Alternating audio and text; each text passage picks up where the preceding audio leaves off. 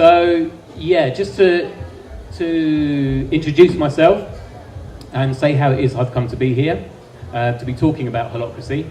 I've spent years and years working as a social change activist, doing loads of different social and environmental campaign work with Amnesty International, Saving Rainforest, local Gen 21, stuff like that, like 20 years ago. And I spent ages doing it and really just got disillusioned doing all that kind of work because I felt like I wasn't making any difference doing campaign work.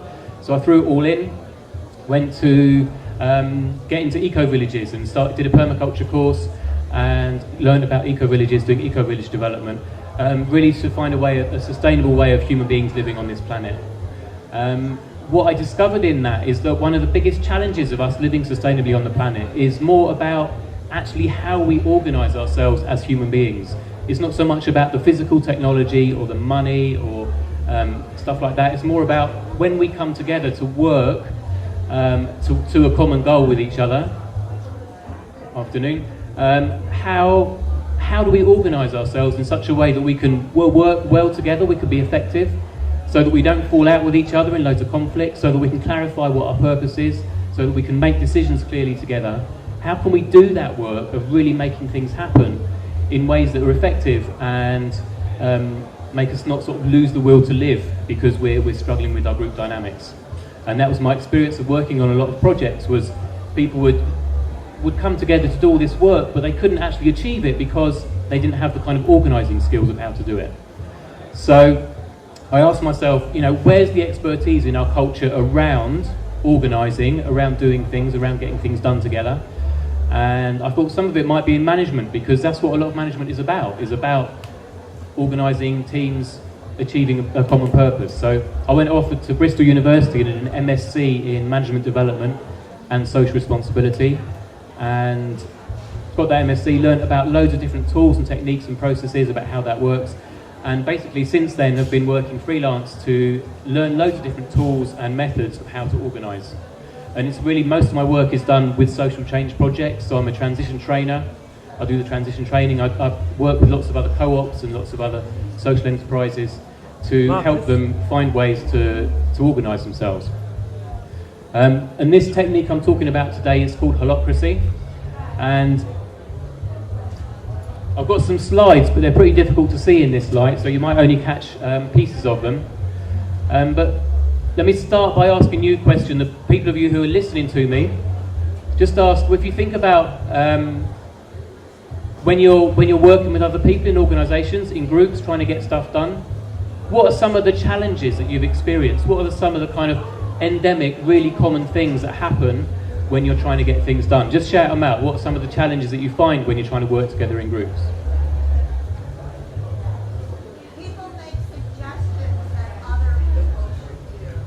People making suggestions that other people should do, but they're not willing to do themselves. It's pretty common. Yeah? Burnout.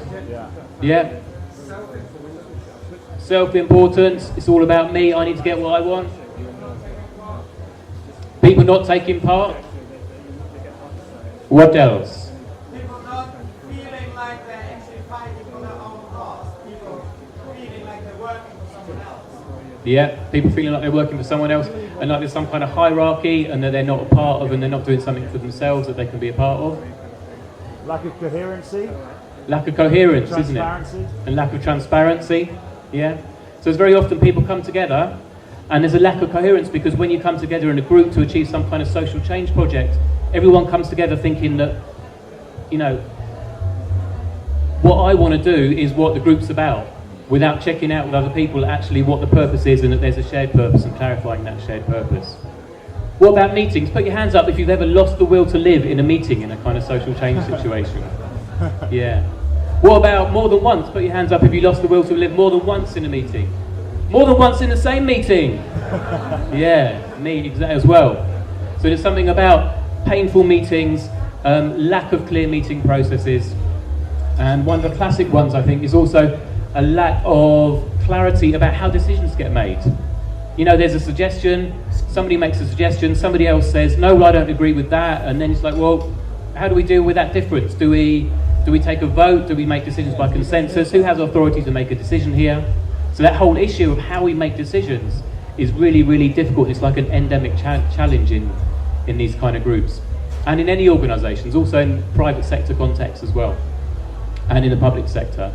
So these kind of things, these kind of issues that come up when we try and organise together to get things done, it's like they're endemic, and we all know that they happen, we're aware that they happen, but we haven't found any solutions to them yet. And the fact that they keep happening, they keep recurring when we try and work together, suggests that, well, actually these aren't like problems that are occurring. Maybe they're actually like features of how we organise. Maybe they're actually built in to the methods that we have of organising, built into the way that we're used to organising with a hierarchy, but then we come in with loads of collaborative values about sharing and about being cooperative. And these things about having not clear decision-making process, conflict about where power lies, all those things, they're a feature. If it was like software, it's like these aren't bugs of the software, these are actually features that exist because of the software. They exist because of how we work together. They exist because of the culture that we live in, the way that we're brought up. And we're not taught, as we grow up, we're not taught skills of how to organise and how to cooperate with each other and how to be clear about these things. So if these are features of how we work together rather than being problems and side effects, it means that really gives an indication of the sort of the magnitude of the problem that we're facing and how the size of the problem that we're facing. It's not that we need to bring in a new technique here or a new model there or a new process. What we need is to completely rethink how we work together with a new paradigm of organising.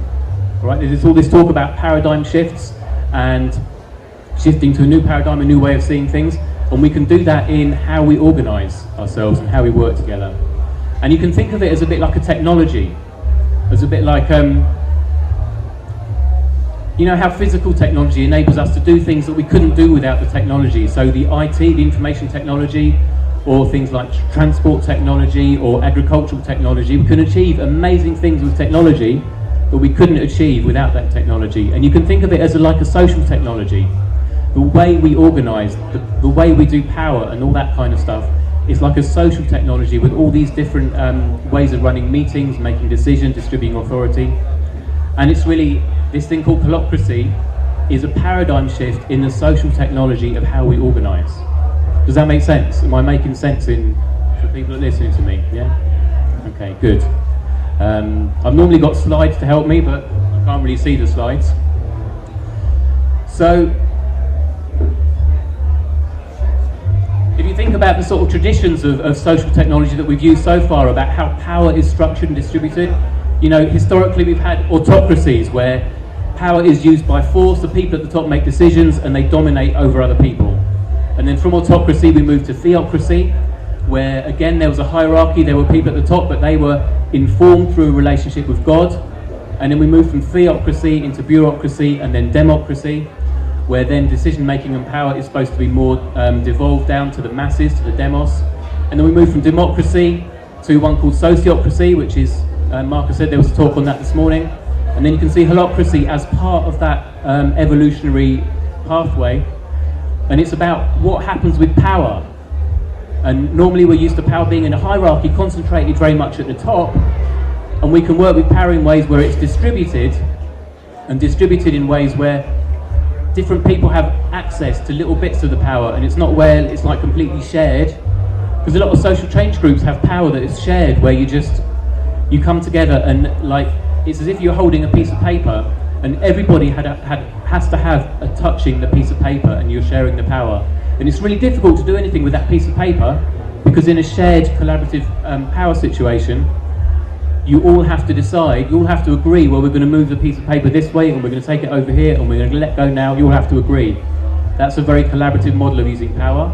But you can do it where you tear up the piece of paper, and you all have a little piece of paper, and then you bring it back together and make it whole where you need to, and then you can make it separated and distributed again. So it's a way of distributing power rather than sharing it. So I just want to explain some of the key points of holocracy, what holocracy is in a nutshell. Okay, so these are some of the key features of this new way of organising. So holocracy it's called a social technology for purposeful organisation. And really everything that happens in a holocratic organisation is in service to the purpose. So if there's a clearly defined organisational purpose, everything else that happens there is in some way in service to the purpose. And as people working in that organisation, we are in service to the purpose. We're not there to serve ourselves as people. We're not there to get our needs met. We're there to be in service of an organisational purpose. That's one of the key differences between sociocracy, which is more about the people, organising in terms of what we want, what our preferences are, and in holocracy we're in service to a purpose. And the purpose is not so much decided by the people in holocracy, it's more like it's discovered through evolutionary detective work.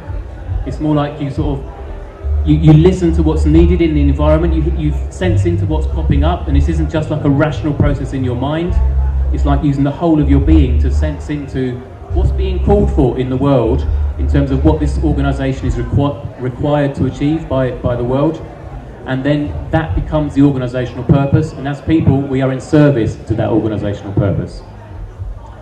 Holocracy is also, let me just check my notes, it's a power structure, and it's a power structure that's different from the hierarchy that we're used to, where there's an organisational chart and people have positions because these various power because of their positions. It's a different power structure to that. It's a different power structure to having a collaborative group where everything's flat. We have a flat structure. We make decisions based on that flat structure by consensus where we all need to agree. It's a different structure to that. Okay, it's a power structure that's vested in a constitution, a bit like the American Constitution. It's written down in this series of rules, and then nobody in the organisation is above the rules of the Constitution. So there's no boss, there's no CEO who calls the shots and dictates how things happen. Everything happens according to the rules of the Constitution. And when an organisation adopts a holocracy constitution, everybody follows that in the same way that when you play football, everybody is subject to the same rules of football, and nobody is above that. Not the referee, not anybody. It's a set of rules that are written down and must be followed. And that the power structure is vested in that set of rules.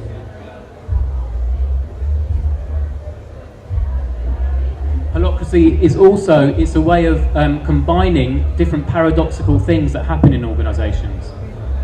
So in a hierarchy there's this desire for authority and control. And what happens in a holocratic organisation is the people, they have autocratic authority in the roles that they energise. So there are all these different roles in a holocratic organisation, and the people, if you're in a role, you're like an autocrat in your role. So nobody else can tell you how to do your job, tell you how to do that role. You make those decisions yourself. You have that authority that's distributed to make those decisions. But then that autocratic authority is integrated in something called the governance process, which is a way of making decisions together. It's called the integrative decision-making process that brings together the people who are in their autocratic authority to then make decisions. And the decisions that people make are about how the authority is distributed. Okay, so in a holocracy organisation, there's a distinction between operations, which is the day-to-day work of the organisation, and the governance. And the governance being different to the operations, what that means is that's about who does what and how the authority gets distributed. Am I making sense? The distinction between operations and governance. So when you're working together, this job needs to be done, and you need to make sure there's enough tickets on the gate, there's enough wristbands, the toilets are set up. Those are all the operations. So that would happen in the realm of operations in what's called a tactical meeting. But then the decisions about who makes the decisions about where the toilets go, who makes the decisions about how many armbands there are or what happens with the money, that is done in a governance meeting through an integrative decision-making process. So how the authority gets distributed is decided together, and then the day-to-day operational decisions is decided separately by different people. So Marcus might have the decision around where the toilet goes, that's up to you, you make that decision. You might ask other people's opinions, but that's your authority to decide that. How it gets decided that it's Marcus's decision and not Ben's decision is through a governance meeting where we make that decision together. So am I making sense? Is that, yeah, you're with me? So you've got governance, you've got operations, And what very often happens in a lot of organisations, whether they're kind of private companies or social change organisations, is all of that stuff is like tangled up in some kind of big mess. And it's not really clear who gets to decide what, how those decisions get made, all that kind of stuff. And it means, you know, that's why so many people lose the will to live in so many meetings, because these things aren't clear. So holocracy is a way of kind of untangling it, separating it out, and finding ways to work with that. And holocracy is also, that's it, I'll leave it at that for the key points of holocracy. So that's it in a nutshell. It's a social technology for a purposeful organisation. It's a way of separating governance from operations, and it's a way of integrating, working together with making decisions on your own. Question? Just ask a question about so the constitutional rules that everyone has to follow in terms of the rules of football. Yeah. And I totally agree with what you're saying. I love it, by the way. You said, you know, no one's different, even the referee. Well, I'll repeat the question. I don't think I can move the mic.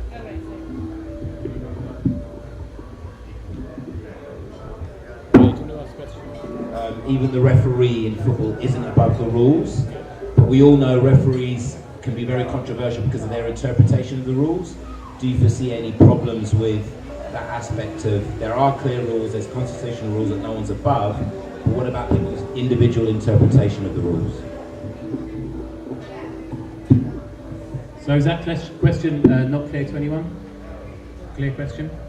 So how that works is there's a facilitator for each. There are lots of different circles in holocracy, and then there are facilitators of those circles, and the facilitators, when they facilitate the meetings, they do it according to the rules, and anybody can challenge their use of the rules at any time, and then there's a process about how that works. So the referees have their referee's body, as it were. Yeah, well, the collective body is the referee of the referee, but it's in reference to a written set of rules that can be referred to. Yeah, good question. And I should have said, if anyone's got any questions to ask, please ask me as I go through this, rather than me monologuing. So do you want to come and ask a question?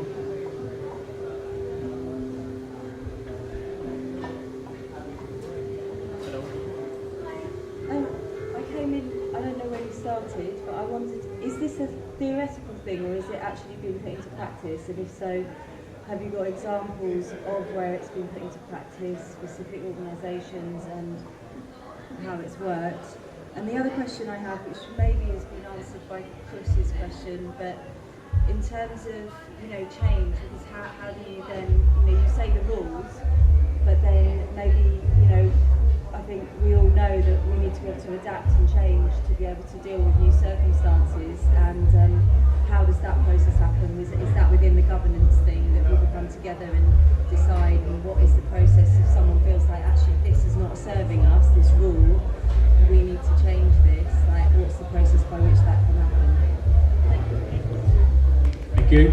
Two good questions. So the first question is it a theoretical model or is it being used anywhere? It's being used in, I think, probably a few hundred organisations around the world currently. Some people you know who might be using it. The guy who founded Twitter, I think his name is Evan Williams, he's using it in his kind of next venture after Twitter. He's running his organisation with Holocracy. Whole Foods supermarket, based they're in America, they're in London, they're starting to use Holocracy.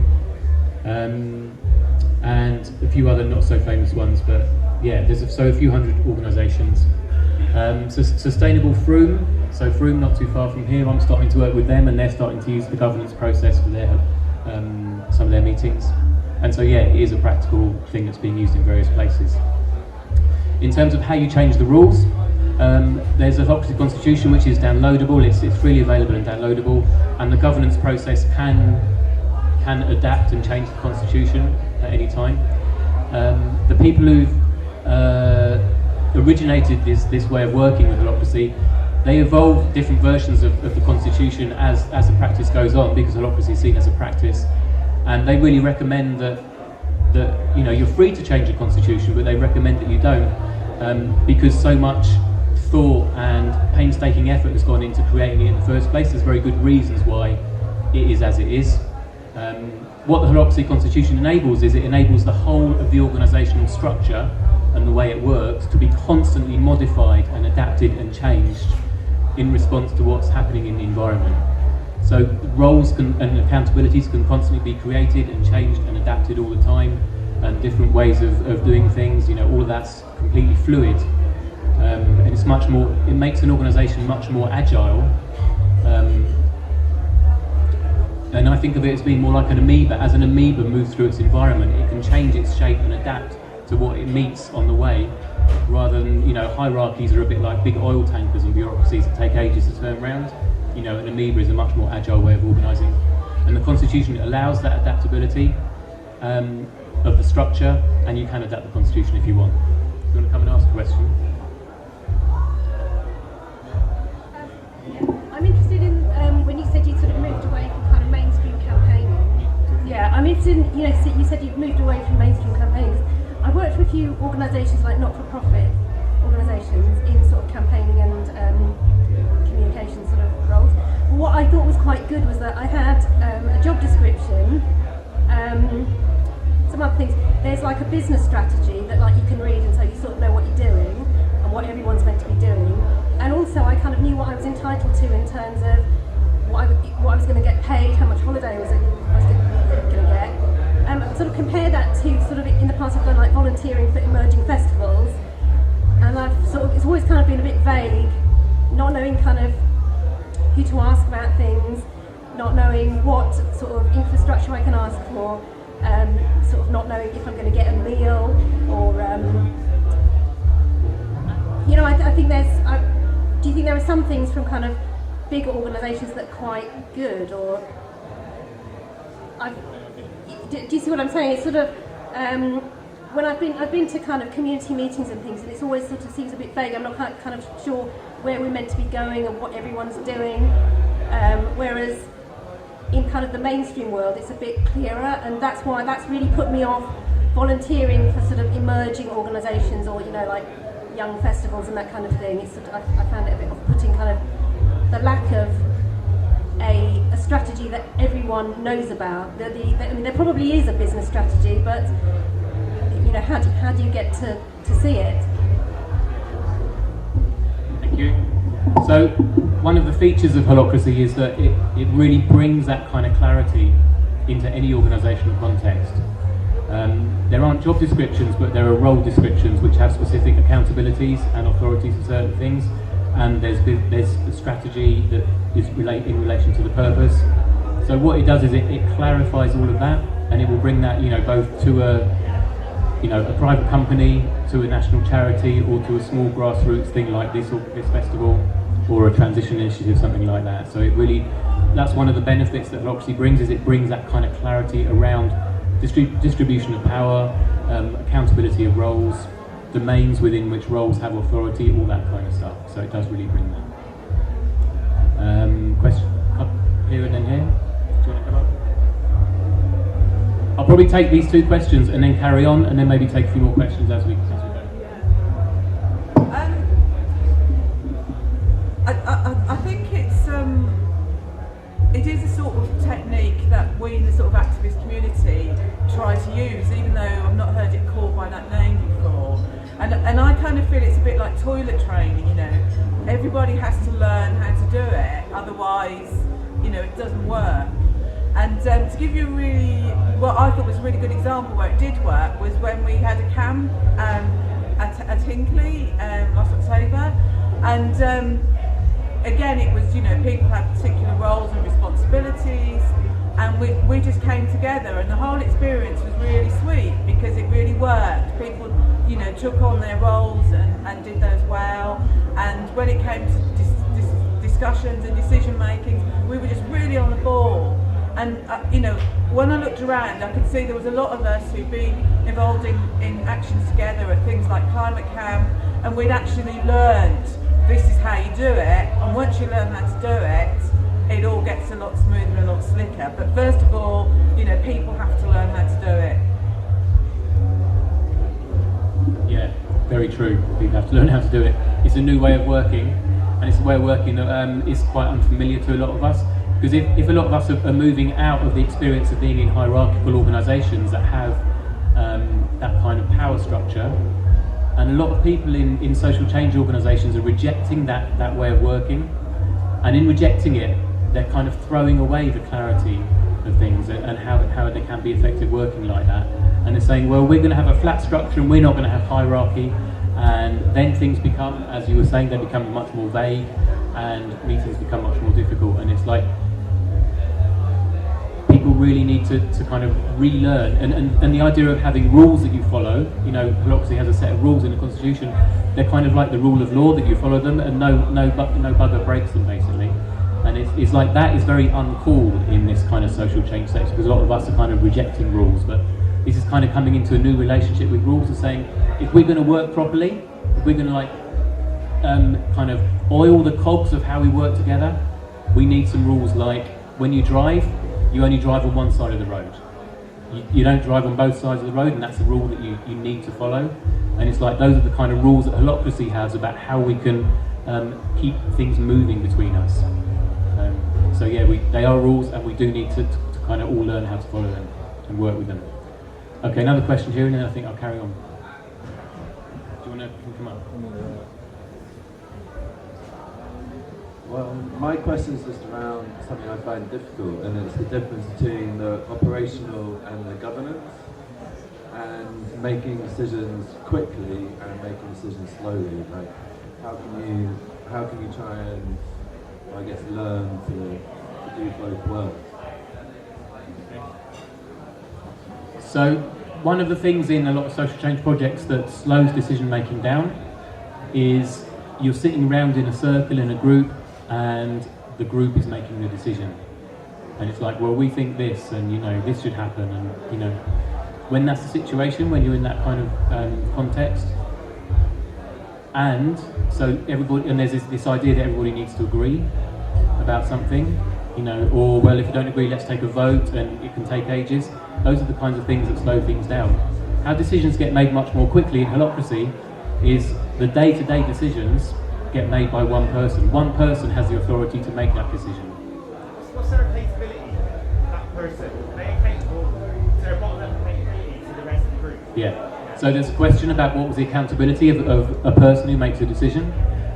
Their accountability is in their role description, that's their accountability, and they are accountable to the rest of the group. If they don't do that, then anybody in the group can ask them about it and do that. So what that is that's distributing the authority to make decisions to individuals away from a shared responsibility in the group. And it's much quicker for one person to make a decision than others. Any person can choose to get any input from as many other people as they like in making those decisions, so you can get collective wisdom, multiple perspectives, all that kind of stuff, to make good decisions, because you need different perspectives. But at the end of the day, when it's up to just one person, it can be done much more quickly. So does that answer your question? For now, at least. You could end up with lots of governance meetings. Well, there was a question, can you end up with lots of governance meetings to clarify who has decision about what? Yeah, who has authority for what decisions? What happens is, when there's not much clarity around that, and it's really fuzzy about who makes what decisions, there's a lot of work that needs to go into governance to differentiate the decision-making authority. Okay? Once it's all clear, then governance meetings don't need to happen so often, because they're adapting the structure that's created in the governance. But you do need to put that time in to create a clear governance in the first place. And then the other question was about the distinction between governance and operations. So if we think about it in terms of this festival, there's a whole load of probably thousands of decisions that need to be made running a festival like this. You know, where do we get the wristbands from? Who do we hire to do the food? Where do the compost toilets go? Which venue should we choose? All those are all operational decisions that are about the actual running of it. Okay? So that's like operations, that's done in tactical meetings.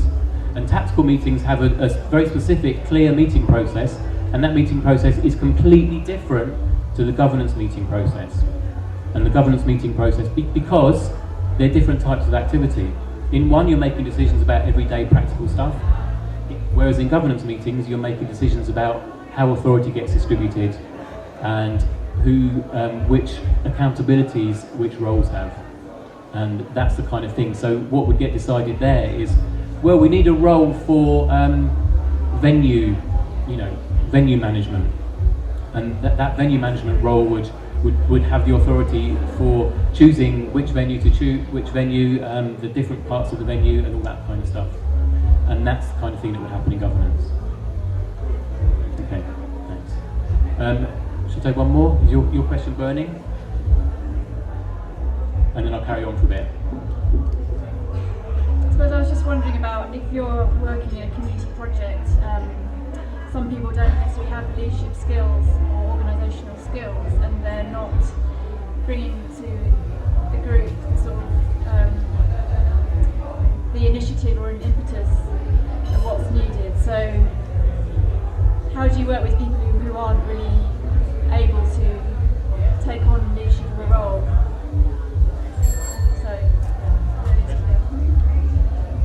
So yeah, the question: how do you work with people who don't take on initiative for leadership of a role? What people we find in working in Holocracy is when somebody is given that sort of territory of, you know, this is the role is their territory. People sort of take that responsibility and do it, and it's not necessarily some kind of big dramatic leadership thing. It's just taking the decisions that need to be taken. And often there's a sort of a transition that needs to happen, because so many of us, when we work in organisations, we're so used to sort of looking up and expecting to be told what to do. There's a sort of transition to, well, I don't need to ask that person what to do, or I don't need to ask the group. You know, that's the big thing in transition projects is this assumption that, you know, well, I can't decide something because I need to check it with the group. Whereas actually, if you're in a role in Holocracy, you don't need to check it with anybody else. You don't need to check it with the group, you don't need to check it with the boss. And there's often a transition that happens of people learning how to do that. We're so used to it from parents, from school, from government, from boss, all these kind of authority structures we grow up in. And it's just a constant process of, you know, when there was a boss, when there was somebody in a role who had a boss, and then they become up working in a Holocracy, the boss needs to coach them into saying, well, you don't need to keep asking me that. It's that really. And it's kind of, what it's doing is developing shared leadership skills. It's about distributing leadership as well. Okay, I'm going to carry on a bit and then maybe take some more questions as we go through.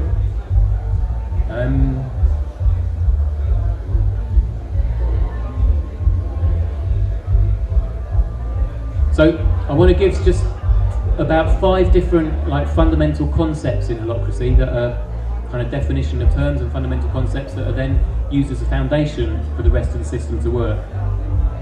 There's a phrase, it takes a village to raise a child. You know that phrase? And the idea that, you know, we need multiple inputs and perspectives and all that kind of thing. It's not just up to one person.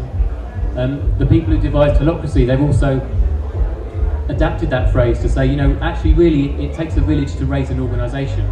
And an organisation isn't just like the property or domain of one person, it needs multiple people's contribution.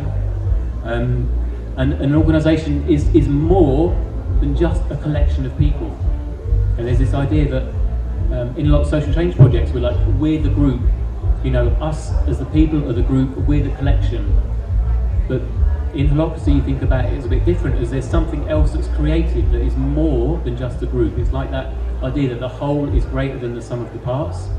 And what's created when a group of people come together is an organisation, and that organisation is actually an entity in itself. Okay, so an organisation as an entity in itself is created by people coming together, and it's almost like that organisation has a life of its own. And as people in working in that organisation, our role is to energise the roles, to bring that organisation up and to help it meet the purpose that it can serve in the world, for what's needed in the world. So it's like when an organisation is conceived, it's like it's a new life, and that new life needs us to energise it and to make it happen. And Holocracy is a way of organising where everyone can contribute to that new life, and there's not the whole power differential around power and privilege and rank and status. All of that is done away with in a holocratic organisation. I mean, it's all there in our social structures, but in terms of the organisational structure, it's not there. So that's one idea, that an organisation as an entity in itself is created. There's another concept in holocracy, which is this idea of human beings as sensors. Okay, one of the big problems that happens in organisations today is like this idea of overwhelm, is that there's so much happening in the world, so much change, so much information, so much to do, so many demands on our time and on our attention. And how do we determine what is relevant to have our attention and where is relevant to put our energy? And you can think of it as there's a story of flying a plane. If you are flying a plane, you have all your instruments, and all your instruments are tuned in to different information. Okay, so you've got the speedometer, you've got the instrument that measures your height, your whatever this is called, your level, and all that kind of stuff. And each of these different instruments is sensing different information. Okay, and the question, kind of the challenge that's facing us in this kind of world of overwhelm where there's so much information, and how do we know what to use and what to work with, is how can we integrate all the information that lots of different people are sensing uniquely in the environment into a way that will really, we can make use of and be useful. And there's a story of, imagine if you were flying a plane, right? You've learned to fly, you're flying a plane, and suddenly one little light comes on, the low voltage light comes on. And then what do? You're flying the plane, you don't know about what this low voltage light is. What do? You know, what most people would do is tap the light, try and get it to work, beat you tap it, maybe kind of give the instrument panel a little kick just to make sure nothing's got stuck. And then generally what we do is we just kind of carry on. We just think, well, all the other instruments are all right, saying I'm doing the right speed, the right height, everything else is all right. And maybe there's just a fault with this little light, so I'm just not going to pay attention to it, and I'm just going to hope that everything else is all right. Does that sound familiar? It's the kind of thing that most people do. We just ignore that when the oil light comes in on our car or whatever like that. And so the thing about something like that is, there's a true story that one of the people who founded Holocracy, he did that. He was flying and the low voltage light came on, he ignored it, and it turned out to be a very, very bad decision, and he very nearly crashed the plane and died, because the low voltage light is tuned into information that none of the other instruments are tuned into. And if the low voltage light's on, it means that all the other instruments may be about to go and you can't read any of the other instruments. Okay, so the challenge of that, if you translate that story into an organisation, is as people, as sensors, sensing what's happening in the world and bringing that information into the environment, is how do we not override that low voltage light, and how do we harness and integrate all that information that human beings as sensors are giving us. And there's a good reason that can't happen in the way we currently run organisations, is because they're not structured for that. And that's one of the goals of Holocracy, is to enable that to happen. So the question is, how do we create organisations where we don't outvote the low voltage light? And that's what we do in democracy. A lot of people say democracy is a good thing, and it is an improvement from kind of top-down hierarchical power over structures that are repressive, so democracy is an improvement from that. But what democracy does is it gets the majority of people to outvote the low voltage light, and it means all those multiple voices and different perspectives can't be heard. And Holocracy is a way that we can organise that means that all those low voltage lights, all the different instruments can be heard. And that's really the challenge of Holocracy. How can we fly it in a way that where all of our instruments and all of our sensors are being used? So, are you with me? Am I making sense? Yeah? I'm doing all right? Seeing some nods? Hello? Are you with me? Okay. So the idea, every human being is a sensor. We're all the eyes and ears of the organisation. As a human being in this organisation, you will sense things in your organisation that nobody else senses, and you sense it as a whole person, not just intellectually, but thoughts, feelings, psychically, spiritually, whatever. We're like these whole beings, and we sense all these things as whole people. And we need ways to process that information. So there's a definition that one of the goals of Holocracy, that holocratic organisation brings, is it says that any tension sensed by any person anywhere in the organisation has a place to go and get processed. Right? That's quite a strong claim to make, and I'll just say it again because there's quite a lot in there. And I'll explain what I mean by tension in a minute, but there's this idea that any tension sensed anywhere in the organisation by any person has a place to go and get processed in a holocratic organisation. So either through a tactical meeting, you've got a tension, you bring it to a tactical meeting, it gets processed through the tactical meeting processes, or the tension will go to a governance meeting, it'll get processed that way, or it'll get processed in some other ways, strategy meetings as well. That is not the way that most organisations work, that any tension sensed anywhere by anybody has a way to get processed. So that's quite a bold claim made by Holocracy, and my experience of working with Holocracy, I work with a couple of organisations that are using it. My experience of using it is that that is the case. You know, it does work. It takes some getting used to, but there is a way that can happen. We're going to define technically by tension. Good question. What I mean, the definition of tension in a holocratic organisation is different to how we normally understand the word tension. It doesn't mean some kind of interpersonal tension, which it often means. Tension in holocracy is, it's the sense of a gap between what currently is, so reality as we currently see it, and reality, there's the potential of what reality could be in relation to serving the purpose of the organisation. Okay? So, if you're in an organisation and you see that things could be better in relation to the work you're doing to serve the purpose of the organisation, you sense a gap between how things are and how they could be. That's what a tension is. And you take that tension to the meetings, and then those tensions get processed. And in the holocratic organisations, we want loads of tensions. Tensions are like the evolutionary fuel that makes an organisation move and that pushes it into a way that means that it's better fitted and better adapted to its environment. So it's not that we don't want tensions, we want them, and we want them to be clearly sensed and clearly expressed and clearly processed. And what we don't want is we don't want the tensions recurring. If the tensions are recurring, it means they're not being dealt and processed and worked with. We want lots of tensions to fuel the kind of the adaptation and the working of the organisation, so that it can fit the environment to serve the purpose. Any other questions? Is people still awake and paying attention and understanding what I'm saying? Okay, so let's do these two then.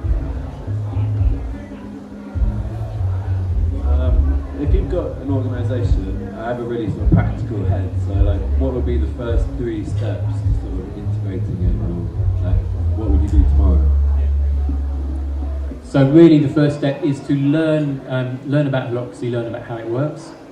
And there's a lot of free resources online. If you go to holocracy.org, and that's Holocracy spelled H-O-L-A, holacracy.org, there's a lot of free resources on there, and there's a guide that says these are the steps that you need to take to adopt Holocracy. But there's this thing about learning about it, sharing that learning with other people in the organisation about how it works. And you know, some people just start up and start using it, or you can go and get trained in it. And there are 1-day introductory trainings, and then there's a 5-day practitioner certification training, and then beyond that there's a 5-day coach training. And those are all different levels of how you can implement Holocracy. So then there's learning about it, and then there's basically what you do is you adopt the constitution. So the people who have the decision-making authority about how that organisation works decide to adopt the constitution. From that point on of adopting the constitution, you work according to the constitution. So you have governance meetings, you define the roles in governance meetings. Then there's a lead link, and the lead link will allocate people to roles, and go from there. Okay, do you want to come up?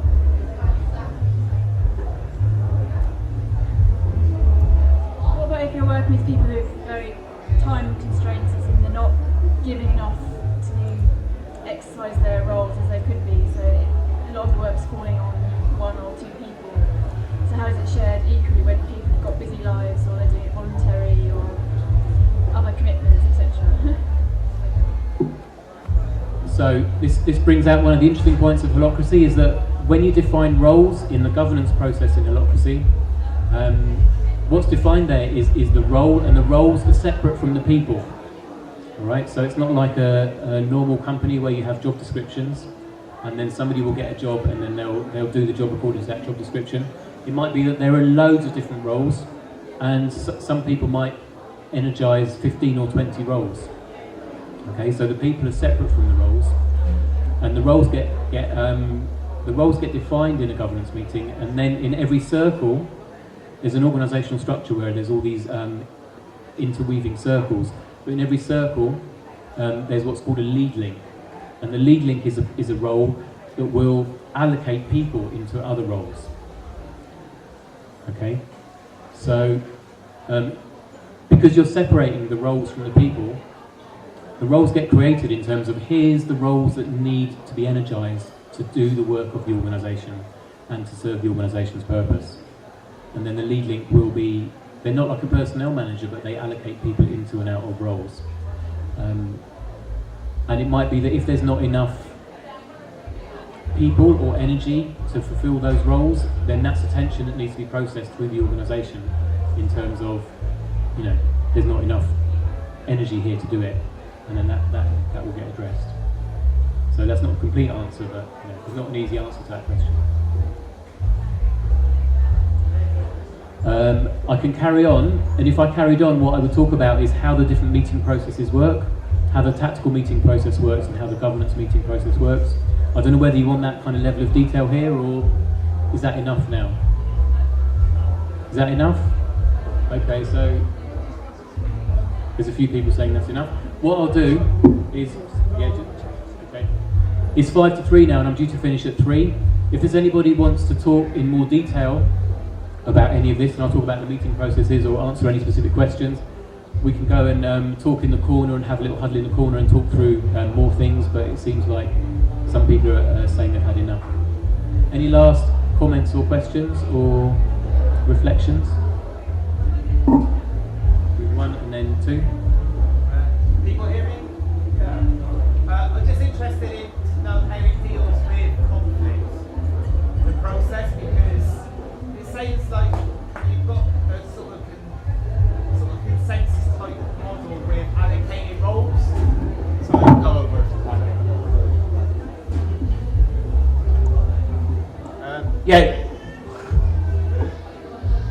It sounds like you're allocating roles, and it's sort of a cross between that and a consensus type, like where so people have to agree what the organisation is doing, and then they're allocated positions to go and implement what's decided. Is that correct?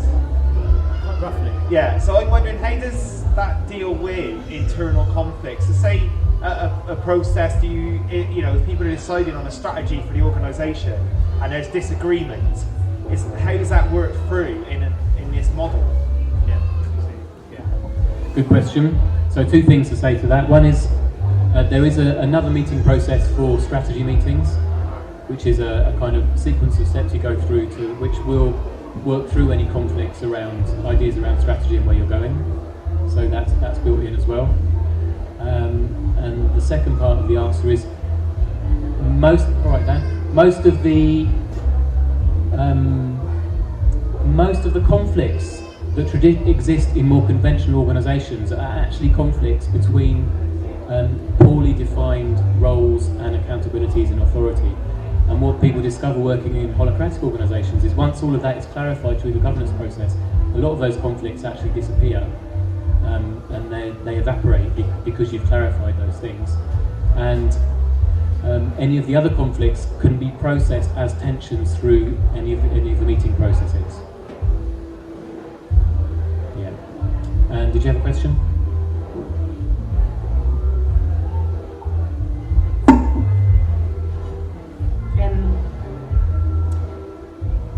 I didn't hear all your talk, so I'm sorry if I'm asking a question or something you've already said. But so the model that you're talking about, does it have anything linked with dynamic self-governance? I don't know. Okay. Quite possibly. It sounds like there are similarities, but yeah.